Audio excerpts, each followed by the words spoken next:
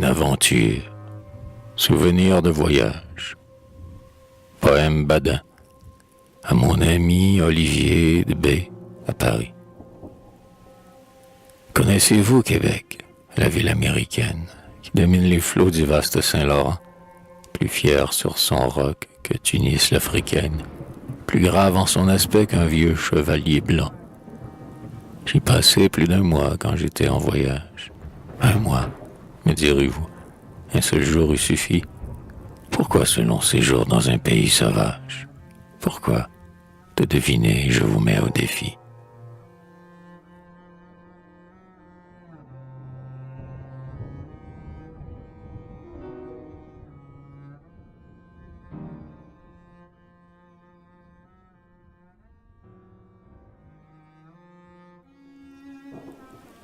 Vous avez su pourtant que j'ai l'âme sensible, que souvent j'ai pris feu pour des yeux bleus ou noirs, que mon cœur de longtemps est percé comme un crible par 1000 traits aimés reçus dans les boudoirs. Donc j'étais en amour, depuis je me réforme. Un jour elle passait dans un lieu fréquenté par tous les élégants, dénommé plateforme. Il m'en souvient trop bien. C'était un jour d'été.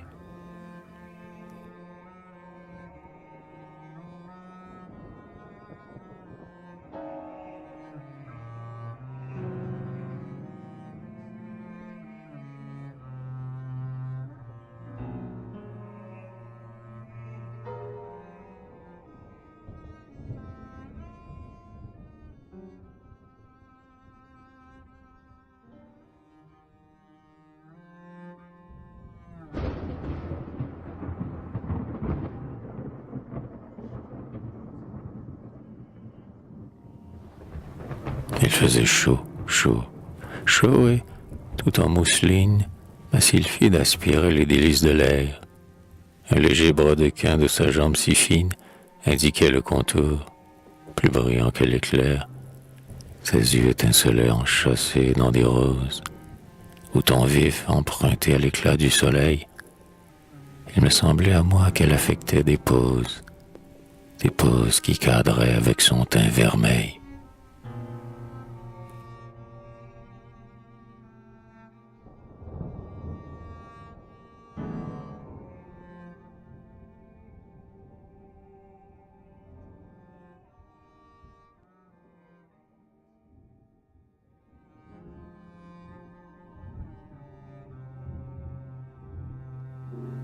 Vous savez qu'à Paris, une jeune donzelle, sur la place publique errant sans protecteur, n'est pas pour les galants comme une citadelle, défiant l'ennemi du sommet des hauteurs. On l'aborde en riant jamais, quoi qu'il advienne. Elle ne fuit au loin l'amant délicieux. Or, joyeux, m'inclinant vers la Canadienne, je lance un doux regard au fond de ses deux yeux.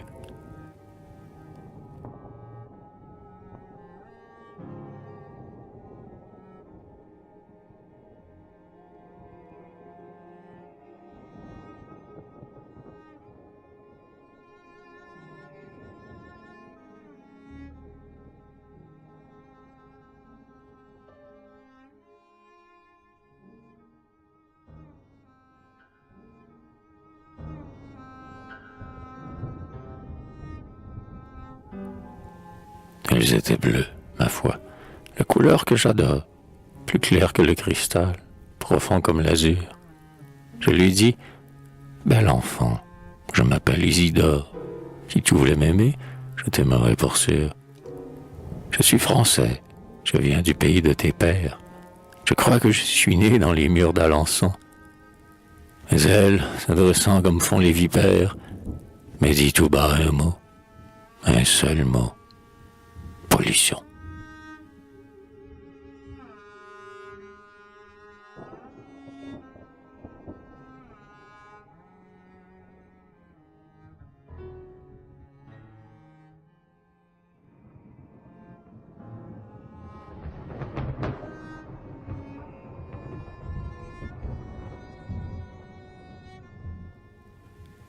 Elle avait disparu. J'étais cloué sur place, transi par le regard des passants, des badauds. Mon cœur ardent naguère était devenu glace. Il s'écoulait en sueur. J'avais tourné le dos. La rage m'étouffait lorsque j'entendis rire, de ce rire malin qui vous fouette le sang. Un homme avait tout vu. J'étais dans le délire. Cet homme était assis tout auprès sur un banc.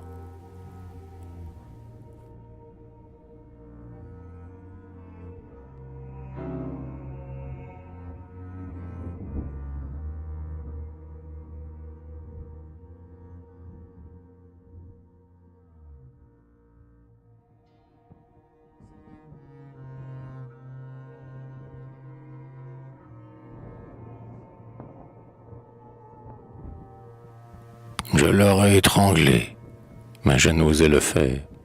C'était un beau vieillard de 75 ans, grave comme un godhomme, mais pourtant débonnaire, poli comme l'étaient nos anciens courtisans. Sa main serra ma main dans une longue étreinte. Son œil d'eau dissipa ma honte et mon courroux, comme de vieux amis sans gêne et sans contrainte. Nous causâmes longtemps. Le vieux était absous.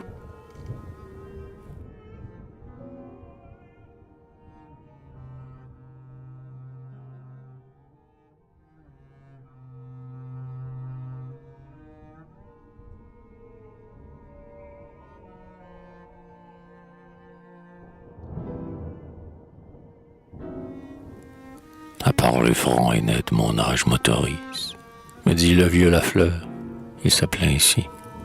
Vous venez, mon enfant, de faire une bêtise, dont vous prenez, je crois, un peu trop de soucis. Sachez que parmi nous, sans péril, sans duègne, une jeune beauté promène ses appâts, soupçonnant jamais qu'un passant la contraigne à rentrer au logis par crainte d'un faux pas.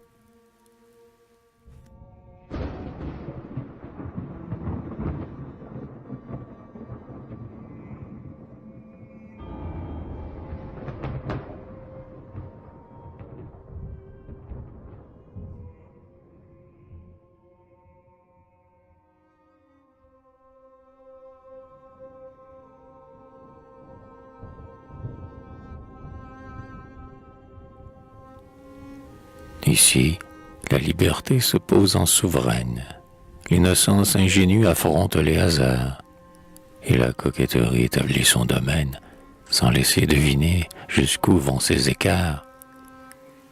Mais toute jeune fille est diablement pratique, et son cessez-le-feu de quelques bons partis, se souciant fort peu des lois de la logique, elle n'exige pas qu'il lui soit assorti.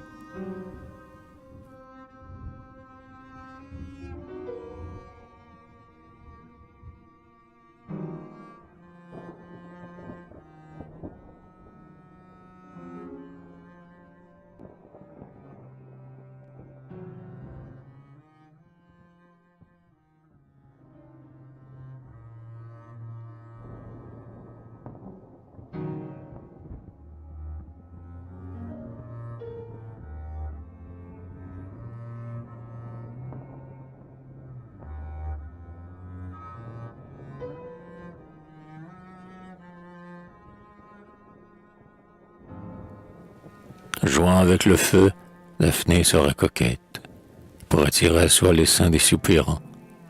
Et dès le lendemain, en devenant muette, elle attise l'ardeur de tous les aspirants. Dévote à sa façon, mais fort peu rigoureuse, abîme dont nul œil ne pénètre le fond. De l'amour d'un peau brun, vous la voyez heureuse, tandis qu'en ce moment, elle n'aime qu'un blond.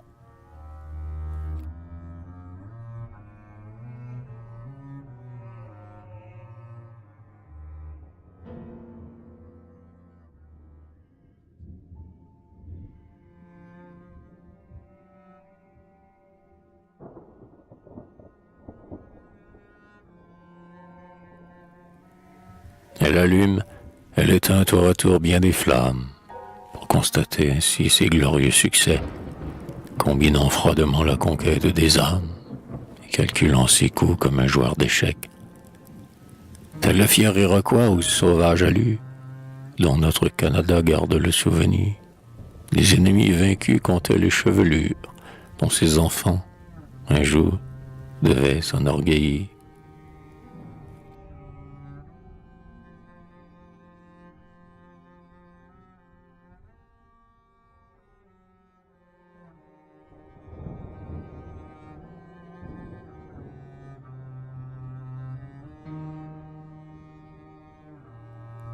Peste, me direz-vous. Son cœur est donc de marbre. Mais en songe, du moins, n'a-t-il jamais mordu aux fruits délicieux, produits de certains arbres, bien connus sous le nom d'arbres aux fruits défendus? Chut! D'un sexe charmant, le respect seul m'inspire. Interrogez plutôt son ange gardien. Si j'en savais plus long, je n'oserais le dire. Pour couper au plus court, je dis, je n'en sais rien.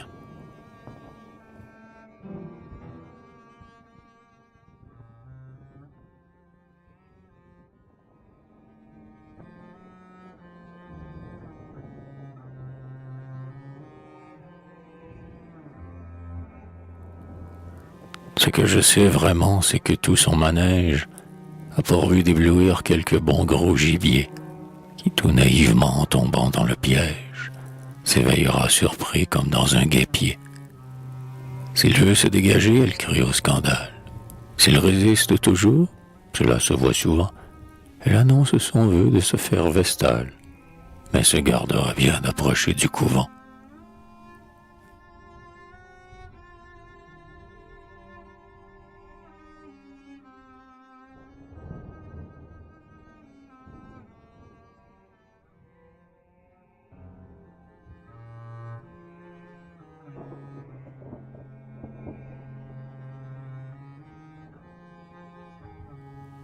Si Paul rompt ses liens, elle reprendra Pierre, car il met toujours deux cordes à son arc.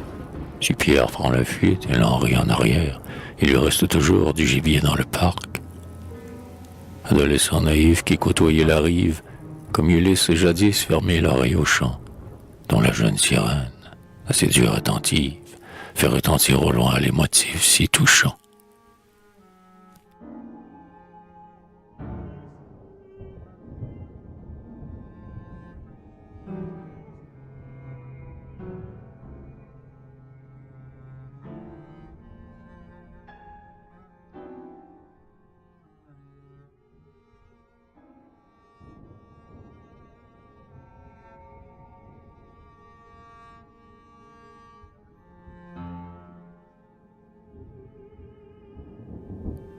Oh, fuyez, vous surtout dont la bourse replète fait naître en son esprit des rêves luxueux. En vain vous retranchant dans la stricte étiquette, vous sauriez éviter un rôle affectueux. Si vous prêtez le flanc, qu'un seul mot vous échappe, qui ressemble de loin aux amoureux propos, un étourneau de pluie est tombé dans la trappe. Épousez, épousez sans quoi plus de repos.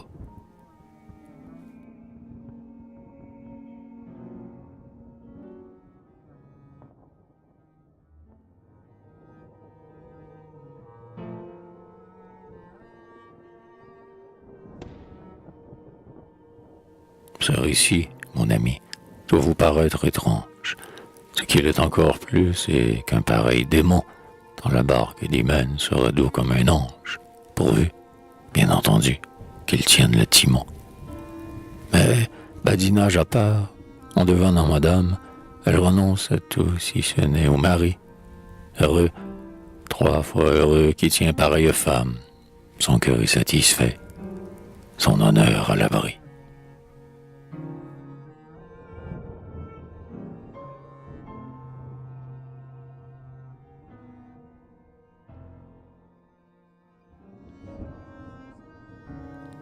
Car sur nos bords heureux où la foi règne encore, où la femme luttant sous l'égide de Dieu, méprise les écarts que le vieux monde adore, sa vertu resplendit, c'est un phare en haut lieu. C'est là sa seule dot, mais elle en vaut bien d'autres. Rien ne peut l'entamer, elle dure toujours. Comment se fait-il donc que tous nos bons apôtres préfèrent les écus aux fidèles amours?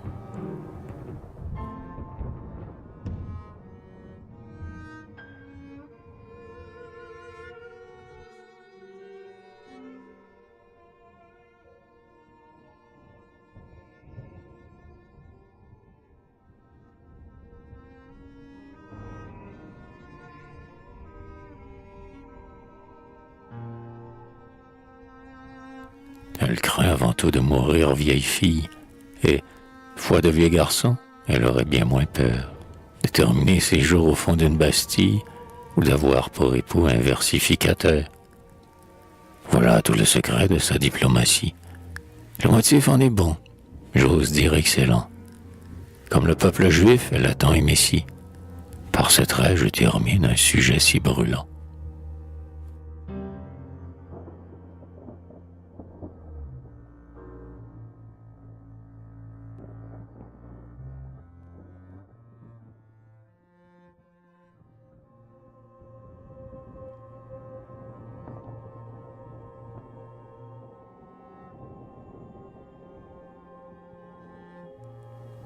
Le bonhomme se tut, son éternel sourire, d'un air toujours ailleurs enveloppait ses traits. Poète, il eût choisi pour faire la satire. Il me faisait penser à François Rabelais. Bravo, mon vieux mentor, je vous comprends, lui dis-je, mais de grâce, un seul mot, si vous le voulez bien, parlez-moi donc un peu de ce petit prodige qui vient de me traiter, ventre bleu, comme un chien.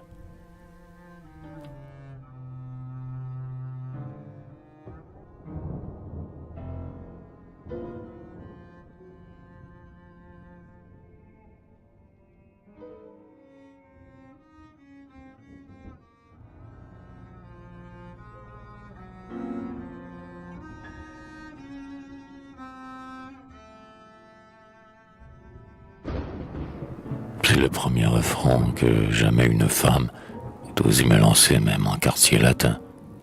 Mais je vous le promets, je jure sur mon âme que je triompherai de ce gentil lutin. Pour vous dire le vrai, sachez donc que je l'aime. Quand j'attendrai 10 ans, je veux l'apprivoiser. Et je saurai, par le, résoudre le problème. Tu sais-je s'il le faut, tu sais-je l'épouser.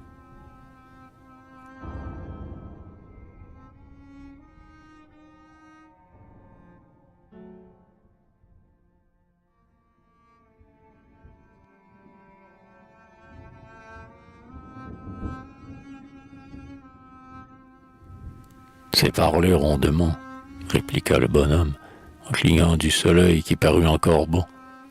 J'admire votre ardeur, cher monsieur, mais en somme, il pourrait arriver que vous fissiez faux bon.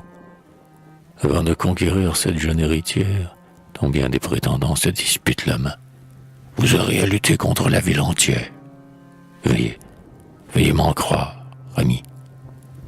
Partez demain.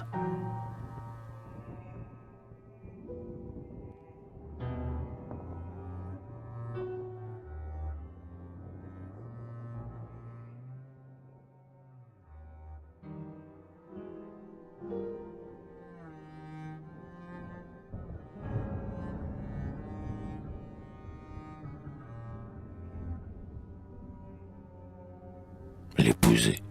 Savez-vous qu'ici tel mariage n'a lieu sans le concours de plusieurs cabaleurs, qu'il faut, pour réussir, ouïr le verbiage de tous les désœuvrés et des écornifleurs? C'est une élection, tout le monde s'en mêle. Ceux que vous négligez se tournent contre vous. Si vous combattez seul, votre chance est bien grêle. Autant vaudrait, mon cher, faire ramer des choux.